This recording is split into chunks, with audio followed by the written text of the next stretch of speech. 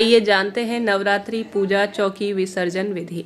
कलश में रखे नारियल का क्या करें, कलश के अंदर जो सामग्री है उसका क्या करना है, ज्वारे सुहाग सामग्री संपूर्ण चीज़ें जो भी आपने कलश में या पूजा चौकी में रखी है उनका कैसे किस नियम के तहत आप पालन करें ताकि आपके व्रत 9 दिनों के संपूर्ण हो जाए। अंत तक बने रहिएगा, तभी आपका व्रत उपवास सफल होगा। गलती नहीं करनी है, ध्यान से सुनना है, समझना है, वीडियो के अंत तक बने रहना है और इस वीडियो को अपने पास रख लीजिए और जिन्होंने घर पर कलश स्थापना की है उन तक भी जरूर से पहुंचा दीजिएगा। आरंभ करते हैं।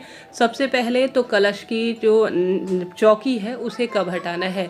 देखिए, आप नवरात्रि में यज्ञ हवन नवमी के दिन करेंगे या कन्या पूजन करेंगे तो आप सभी को देखिए गलती यहाँ पर नहीं करनी है। अष्टमी नवमी नवरात्रि अर्थात नवरात्रि पूर्ण हो जाने के बाद दशमी की सुबह, ठीक है। अष्टमी नवमी कब है इससे पहले बताया है, दशमी का भी उसमें विवरण दिया है, आप उस वीडियो को देखिएगा। दशमी की सुबह स्नान इत्यादि से आप निवृत्त हो जाए और जैसी पूजा विधि आप करते थे, जैसे आपके घर पर मेहमान आते हैं तो आप उन्हें कुछ जो है खाली ऐसे ही तो भेज नहीं देते, परंतु चाय पानी या कुछ फल इत्यादि उनके समक्ष प्रस्तुत करते हैं। उसी तरह से माता रानी को प्रणाम करें, भूल चूक के लिए क्षमा प्रार्थी होकर उनको थोड़ा सा भोग लगाएं, उनके समक्ष जल रखें। आरती विधान करने के बाद अपने जो भी आपने नवग्रह इत्यादि स्थापित किए हैं सभी देवी देवताओं को आपने प्रथम दिन आमंत्रित किया है तो सबसे पहले तो उन्हें प्रणाम करें और कहें कि हे माता भवानी, हे मेरे सभी इष्ट पितृ देवी देवताओं, आप मेरी पूजा में आए, आपका धन्यवाद और आभार। इसी तरह से मेरे घर परिवार की हमेशा रक्षा करना, कोई भूल चूक हो तो क्षमा प्रार्थी हूँ। इस तरह से कहते हुए पूर्ण रूप से अब विदा की भावना करते हुए हल्का सा पहले पूजा चौकी को हिला लेना चाहिए। यह नहीं कि तुरंत सामग्री हटाने लग जाओ, हल्का सा पूजा चौकी को आप हटा लीजिए। उसके बाद आप सभी को क्या करना है कि जो कलश है सबसे पहले कलश को ही उस स्थान से हटाया जाता है। तो कलश में जो सबसे पहले आपने सामग्री डाली है, जैसे कि आपने 1 रुपये का सिक्का, हल्दी की गांठ, दुर्वा इत्यादि डाली है, तो पिछले साल आपने अपनी तिजोरी में जो रखे हुए थी है सामग्री, उसमें आपको उन्हें तो अब विसर्जित कर देना है और उसके स्थान पर नई जो पूजा की सामग्री है जो आपने रखी हुई थी कलश के अंदर, वह अब लाल कपड़े में आपको बांध कर रख देनी है। यह शुभता के रूप में जानी जाती है। कलश के अंदर रखे हुए जल को आपको पूरे घर में छिड़काव कर कर घर में किसी शुद्ध वृक्ष जैसे तुलसी इत्यादि सभी में आप डाल सकते हैं, कोई दोष नहीं है, शुभ और श्रेष्ठ माना जाता है। परंतु इस जल को घर में छिड़काव सभी के ऊपर कर कर पूरे घर में भी छिड़किएगा, जरूर से यह शुभ और श्रेष्ठ माना जाता है। कलश के नीचे रखे गए नवग्रह के चावल आप चिड़िया कबूतर को दे सकते हैं, गौ माता को खिला सकते हैं। थोड़ा सा इन चावलों को अपने भंडार गृह में जरूर रखिएगा जहां आप अनाज वगैरह रखते हैं, इससे अन्न धान्य के भंडार भरते हैं। इस चीज़ को आप नोट करते हुए चलिएगा। कलश अगर मिट्टी का है तो इसमें आप पेड़ पौधे लगा सकते हैं। अगर आप कांसा या धातु का लिए हैं काम में तो आप दोबारा इसे काम में ले सकते हैं, कोई दिक्कत नहीं है। अब बात आती है कलश में रखे हुए नारियल का हमें क्या करना चाहिए। तो यह बात मैं आपको वीडियो के बीच में बताऊंगी, तो अंत तक सुनिएगा, यह जानकारी सबसे विशेष है। आप सभी को जो माता की मूर्ति है उसे अपने घर पर दोबारा से रखना है मंदिर में। अगर मिट्टी की ली है तो उसे विसर्जित कर दीजिए, अगर आप रखना चाहते हैं तो घर में रख दीजिए।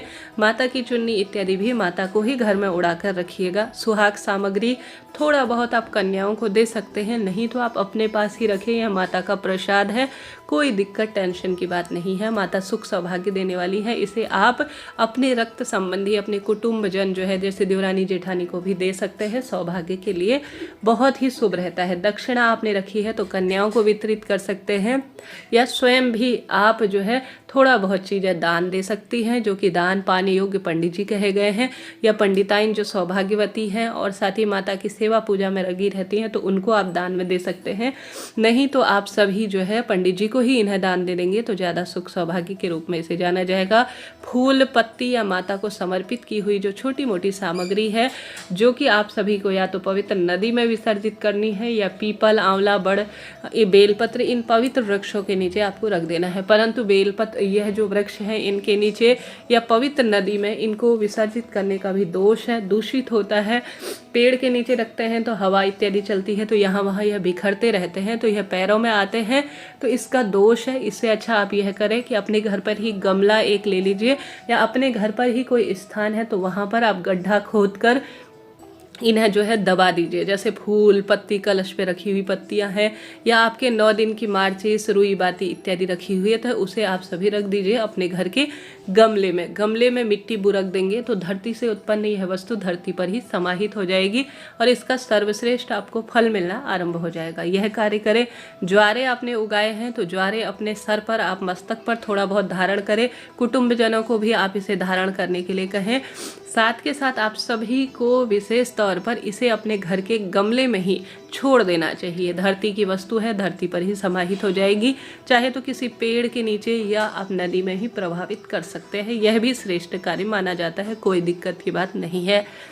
चौकी में बिछाए हुए नवग्रहों में चावल की ढेरी या सुपारी रख रखी है तो सुपारी तो दोबारा भी काम में ली जा सकती है। चावल की ढेरी आप पंडित जी को खाने योग्य है तो दान में दे सकते हैं, नहीं तो आप चींटी चिड़िया कबूतर को इन्हें दे दीजिएगा।